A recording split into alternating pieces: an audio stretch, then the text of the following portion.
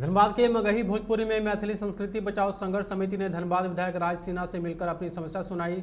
समिति ने विधायक राज सिन्हा को बताया कि राज्य सरकार एक षड्यंत्र के तहत यहां के मगही भोजपुरी और मैथिली भाषी लोगों के साथ पक्षपात कर रही है। झारखंड सरकार के कार्मिक प्रशासनिक सुधार तथा राजभाषा विभाग में अधिसूचना जारी कर झारखंड कर्मचारी चयन आयोग में मैट्रिक तथा इंटरमीडिएट स्तर की प्रतियोगिता परीक्षाओं में धनबाद तथा बोकारो जिले के क्षेत्रीय भाषा से मगही भोजपुरी अंगिका भाषा को हटा दिया गया है, जबकि लातेहार, पलामू, गढ़वा, दुमका, जामताड़ा, साहिबगंज, पाकुड़, गोड्डा, देवघर आदि जिलों में मगही भोजपुरी अंगिका भाषा को क्षेत्रीय भाषा में रखा गया है।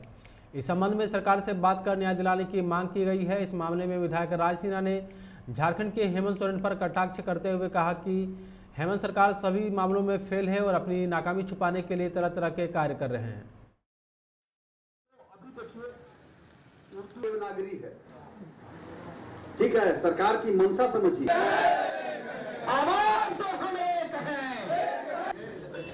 तो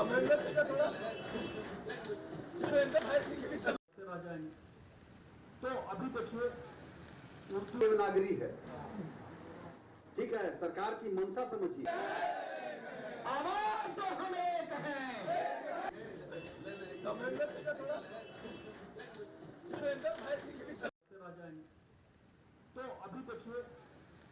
देवनागरी है, ठीक है, सरकार की मंशा समझिए। आवाज तो हम एक हैं। तो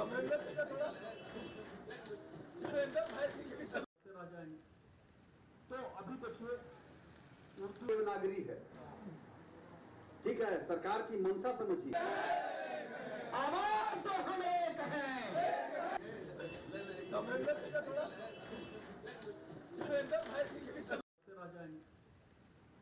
देखिए देवनागरी है, ठीक है, सरकार की मंशा समझिए।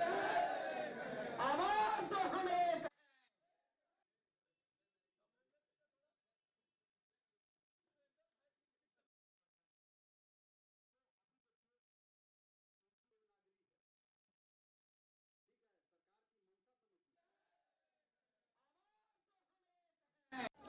चरणबद्ध आंदोलन के तहत धनबाद विधायक राज सिन्हा जी का हम लोग घर का घेराव किए।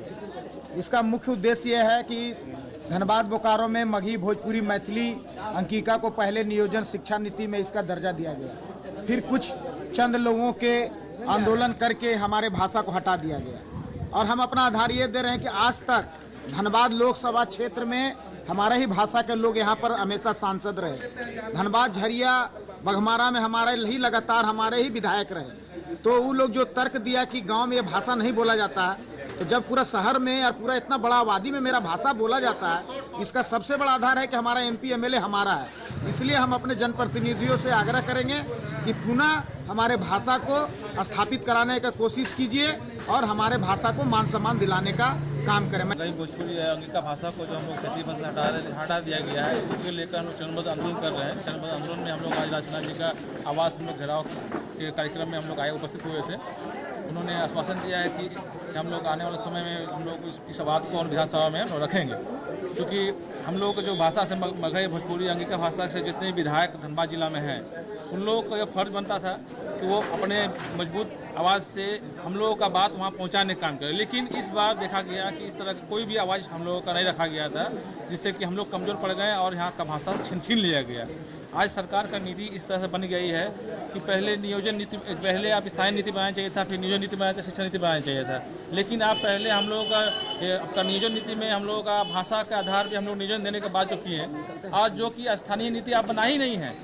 जो कोई झारखंडी कौन है अभी जो इस तरह का जो आवाज़ उठ रहा है, ना आप 32 के खतियान का हवाला दे रहे हैं, ना कोई चीज़ किसी की बात कर रहे हैं। तो आप पहले स्थानीय नीति अपनाएं, या तो मैट्रिक का आधार बनाएं, या तो हम लोग झारखंड आंदोलन जब से हुआ था आपका 2000 का आधार बनाएं, या जो भी आपका आधार बनाना 85 का आधार बनाए, जो भी आधार बनाना वो बना लें। आज हम लोगों ने उनको अपना ज्ञापन दिया, अपने मंच का जो ज्ञापन था आज हम लोगों ने माननीय विधायक जी को दिया, और उन्होंने एक सकारात्मक आश्वासन भी दिया है हमें, और उन्होंने कहा है कि वो हमारे साथ हैं इस आंदोलन में और उसका वो समर्थन भी करते हैं, और जितना होगा सदन से लेकर के लोकसभा तक जहाँ भी जाना होगा वहाँ तक वो हमारी इस आवाज़ को पहुँचाएंगे और इस भाषा को जिसको धनबाद बोकारो से हटा दिया गया है उसको वो पुनः लागू करवाने में हर संभव प्रयास करेंगे। अगला कार्यक्रम क्या है? अगला कार्यक्रम जो है वो 31 मार्च का है। माननीय झरिया विधायक पूर्णिमा नीरज सिंह जी के घर का भी हम ऐसे ही घेराव करेंगे, उनको भी ज्ञापन देंगे। फिर देखते हैं उनका क्या कहना है इस मुद्दे पर। इनका एक बात मांग है कि ये जो सरकार ने लागू किया धनबाद बोकारो में मगही, भोजपुरी, अंगिका, मैथिली को स्थानीयता की सूची में लागू किया था और फिर अपने आप 1-2 महीने के बाद उसको सूची से हटा दिया गया। तो इन लोगों की यही मांग थी कि हम लोग की भाषा की बेइज्जती को खत्म किया जाए और फिर से इसको सूची में शामिल करवाया। यह मांग की हमने आश्वासन दिया है, इस पर बातचीत चल रही है। सरकार ने जानबूझ करके इस काम को किया है जिससे कि लोगों को आपस में लड़ा दे और अपनी नाकामी को छिपाए, क्योंकि सरकार चुनाव के समय वादा करके आई थी कि हम 32 अखतियान लागू करेंगे, यहाँ 5 लाख लोगों को सरकारी नौकरी देंगे। नौकरी नहीं दे पाने पे बेरोजगारों को BA पास को जो है उसको 5,000 और MA पास को 7,000 बेरोजगारी भत्ता देंगे, नहीं तो राजनीति से संन्यास कर लेंगे। हेमंत सोरेन जी ने कहा था, इसके कई एक प्रमाण भी हैं, लेकिन आज वो नहीं कर पा रहे हैं। तो इसीलिए अपनी नाकामियों को छुपाने के लिए ये जो है इस प्रकार के भावनात्मक मुद्दों को उभार दिया इन्होंने कि लोग आपस में लड़ते फिरते हैं। जो अंग्रेज़ों की नीति थी फूट डालो और राज करो, उसी नीति को इन लोगों ने भी यह जवाब अपनाया है